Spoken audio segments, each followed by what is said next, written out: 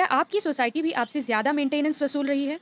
पुणे की एक housing society treasure park में 356 फ्लैट्स थे, जहां पर सभी छोटे बड़े फ्लैट्स को एक ही मेंटेनेंस अमाउंट चार्ज किया जा रहा था। छोटे 2 BHK फ्लैट के ओनर्स ने इस बात पर ऑब्जेक्शन रेज किया कि ये तो अनफेयर है और एक्ट के भी खिलाफ है। उन्होंने कहा कि मेंटेनेंस हमेशा फ्लैट साइज के मुताबिक ही चार्ज किया जाना चाहिए और सोसाइटी हमसे ज़्यादा चार्जेस लेकर हमारे साथ अन्याय कर रही है।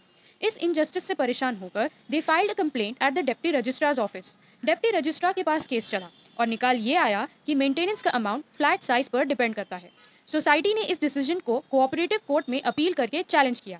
जिनके 3 BHK और 4 BHK फ्लैट्स थे, उन्होंने भी कमेटी का साथ दिया और कहा कि जब सब एक ही सोसाइटी में रहते हैं और उसकी एम्यूनिटीज़ जैसे पार्क, जिम्स और बाकी चीज़ें इक्वली इस्तेमाल करते हैं, तो सबको इक्वली चार्ज किया जाना चाहिए। सोसाइटी का ये कहना था कि डिप्टी रजिस्ट्रार्स ऑफिस के पास ऐसा ऑर्डर पास करने के लिए कोई अथॉरिटी ही नहीं है, क्योंकि सोसाइटी के मेजॉरिटी फ्लैट ओनर्स ने जनरल बॉडी मीटिंग में इक्वल चार्जेस के लिए रेजोल्यूशन पास कर लिया था। लेकिन कोऑपरेटिव कोर्ट ने उनके सारे आर्ग्यूमेंट्स को रद्द करते हुए ये कहा कि डिप्टी रजिस्ट्रार्स ऑफिस के पास section 3 of Maharashtra cooperative societies act के अंतर्गत सही पावर्स हैं और डिप्टी रजिस्ट्रार्स ऑफिस के ऑर्डर को अपहेल्ड किया।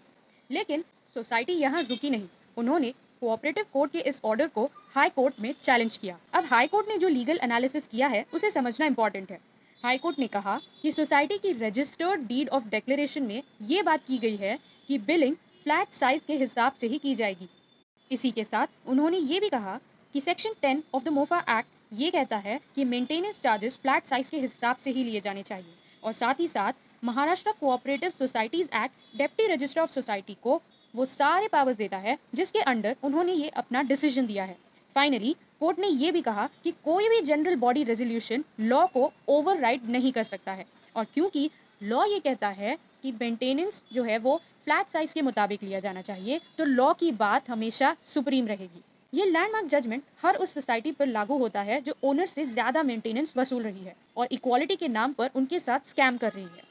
हाईकोर्ट ने कहा bigger ownership share is equal to bigger responsibility, यानी बड़ा फ्लैट तो बड़ा मेंटेनेंस, लेकिन उसी तरह छोटा फ्लैट तो कम मेंटेनेंस। तो बताओ, क्या आपकी सोसाइटी भी आपसे ज़्यादा मेंटेनेंस वसूल रही है?